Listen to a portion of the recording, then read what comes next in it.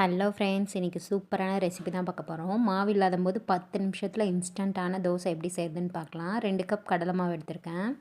கொஞ்சமாக salt add பண்ணிக்கிறேன். அப்புறமா லைட்டாக இடித்து வச்ச இஞ்சி பூண்டு பேஸ்ட் ஆட் பண்ணிக்கிறேன். ஒரு 1/4 டேபிள் ஸ்பூன் அளவுக்கு மிளகாத்தூள், அப்புறமா கொஞ்சமாக ஜீரகம் ஆட் பண்ணிக்கலாம். குட்டி குட்டியாக கட் பண்ணி வச்சுருக்க கருவேப்பிலை ஆட் பண்ணிக்கிறேன். கருவேப்பிலை வந்து ஆப்ஷனல் தான். கொஞ்சமாக தண்ணி ஆட் பண்ணி இதை நல்லா மிக்ஸ் பண்ணிடலாங்க. மாவு ஊற வைக்கணும் அப்படின்லாம் கிடையாது. நம்ம மிக்ஸ் பண்ணிவிட்டு அப்படியே டேரெக்டாக ஊற்றலாங்க. நல்லா மிக்ஸ் பண்ணிக்கலாம். கொஞ்சம் கொஞ்சமாக தண்ணி ஆட் பண்ணி நல்லா மிக்ஸ் பண்ணிடலாம்.